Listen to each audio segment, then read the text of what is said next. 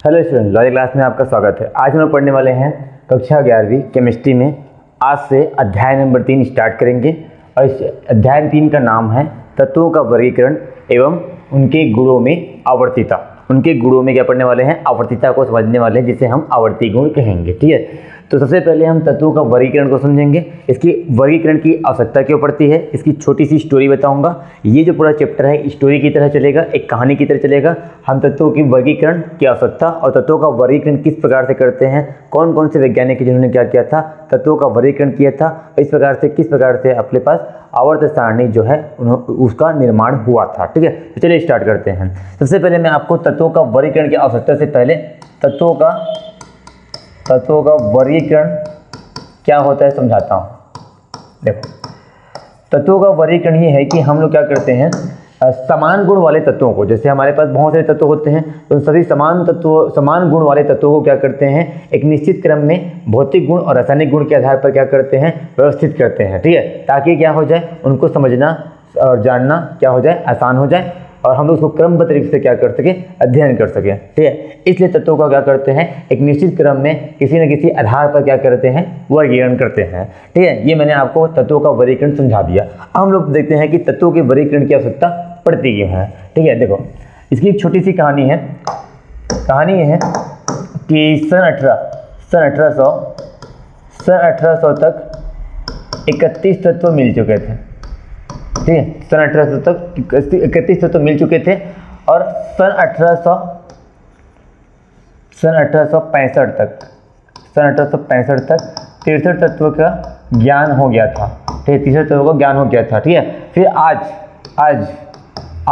आज हम लोग 118 तत्व आज हम लोगों को मिल चुके हैं। ठीक है, तो इन सभी तत्वों का समय समय पर क्या हुआ, ये आवश्यकता महसूस हुई कि इन तत्वों को समझने के लिए, इनके भौतिक गुणों को जानने के लिए एक निश्चित क्रम में हम लोगों ने क्या किया, व्यवस्थित किया, ताकि हम क्या कर सके, इन तत्वों का क्रमबद्ध रूप से क्या कर सके, अध्ययन कर सके। इसके समय समय पर क्या, इसलिए समय समय पर क्या हुआ, अलग अलग वैज्ञानिक आए जिन्होंने क्या किया था, अपने तरीके से किसी न किसी आधार पर, जैसे परमाणु क्रमांक, परमाणु भार, धातु अधातु के गुणों के आधार पर क्या किया था, एक व्यवस्था की थी, जिसे इससे पता चलता है कि तत्वों का वर्गीकरण कितना आवश्यक होता है। इस प्रकार से तत्वों का क्या हुआ, वर्गीकरण की आवश्यकता पड़ी थी। ठीक है, तो आज हम लोग क्या करेंगे, हम लोग एक वैज्ञानिक है, इसका नाम है लेवुजियर ने किस प्रकार से तत्वों का वर्गीकरण किया था, उसका इतिहास चलो देखते हैं। तत्वों की वर्गीकरण का हम लोग इतिहास पढ़ने वाले हैं। इससे पहला टॉपिक पढ़ने वाला हूँ हम लोग लेवुजियर की व्यवस्था को हम लोग देखने वाले हैं। ठीक है, तो मैं आपको सबसे पहले लेवुजियर की व्यवस्था समझाने जा रहा हूँ। लेवुजियर की व्यवस्था, जिन्होंने सबसे पहले क्या किया था, तत्वों को वर्गीकृत किया था। ठीक है, तो ये सबसे पहला है जो कि तत्वों के वर्गीकरण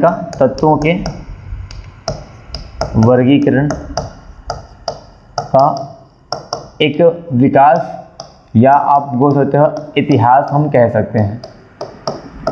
तो इसी आधार पर बाद में क्या हुआ, आवर्त सारणी का निर्माण हुआ था। ठीक है, अभी आवर्त सारणी बनी नहीं है। अभी हम देखते हैं कि लेवुजियर की व्यवस्था से ये समझते हैं कि उस टाइम जो ज्ञात तत्व थे, उन तत्वों को किस प्रकार से इन्होंने क्या किया था, व्यवस्थित किया था। तो थोड़ी सी कहानी इसके पीछे। देखो 19वीं शताब्दी के प्रारंभ की बात है। 19वीं शताब्दी के प्रारंभ में इन्होंने क्या किया था, इस व्यवस्था को दर्शाया था। ठीक है, 19वीं शताब्दी के प्रारंभ का मतलब होता है कि 1800 से लेकर के 1900 के मध्य, तो हम लोग 19वीं शताब्दी कहते हैं। तो कुछ प्रारंभ में आया था, इसका मतलब कुछ 1801 से कुछ 1802-3 में आया होगा ये। ठीक है, इतना हम कह सकते हैं। देखो लेवुजियर ने किस प्रकार से तत्वों का व्यवस्था किया था, मैं आपको बता देना चाहता हूँ। देखो इन्होंने क्या किया था कि उस टाइम जो ज्ञात तत्व थे, मान लो उस टाइम ज़्यादा 50 तत्व ज्ञात हुए, उन तत्वों को क्या किया, उन तत्वों में कुछ मतलब धातु और अधातु को क्या किया, लेकर के उसके आधार पर क्या किया, उन्हें एक निश्चित क्रम में क्या किया, व्यवस्थित किया। ठीक है, मैंने क्या बोला, धातु और अधातु, अर्थात किसी तत्व के धात्विक गुण और अधात्विक गुण के आधार पर क्या किया, उन्होंने क्या किया, जितने भी ज्ञात तत्व थे उनको एक निश्चित क्रम में क्या किया, व्यवस्थित किया। और इस व्यवस्था को हम लोग क्या कहते हैं, लेवुजियर की व्यवस्था कहते हैं। ठीक है, ऐसे करके धातु और अधातु के आधार पर क्या किया था, लेवुजियर ने उस टाइम के तत्वों का क्या किया था, वर्गीकरण किया था। ठीक है, इसलिए हमको तत्वों का वर्गीकरण का विकास हम लोग पहला इसका मान सकते हैं, इन्होंने सबसे पहले विकसित किया था। ठीक है, अब देखो इसकी कुछ कमी रहेगी होगी, इसकी कुछ कमी थी। कमी ये होगी कि देखो अपने पास तत्वों में धातु अधातु बस नहीं होते, उपधातु भी होते हैं, उपधातु भी होते हैं। तो इन उपधातुओं की जब खोज हुई या फिर उस टाइम कुछ उपधातु मिले भी होंगे, ठीक है, तो उन उपधातु की व्यवस्था को उन्होंने नहीं समझाया था, केवल धातु अधातु के रूप में ही समझाया था। और भी साथ साथ हम वो ये बोल सकते हैं कि जैसे इन्होंने केवल धात्विक गुण अधात्विक गुण को ही लेकर के क्या किया था, तत्वों को व्यवस्थित किया था। तत्वों के और भी कई भौतिक और रासायनिक गुण होते हैं, जैसे गलनांक होता है, क्वथनांक होता है, भार होता है, ठीक है, ऐसे करके घनत्व होता है। ऐसे बहुत सारे क्या होते हैं रासायनिक गुण और भौतिक गुण भी होते हैं, जिनको लेकर के इन्होंने क्या किया था भैया, बिल्कुल भी व्यवस्थित नहीं किया था।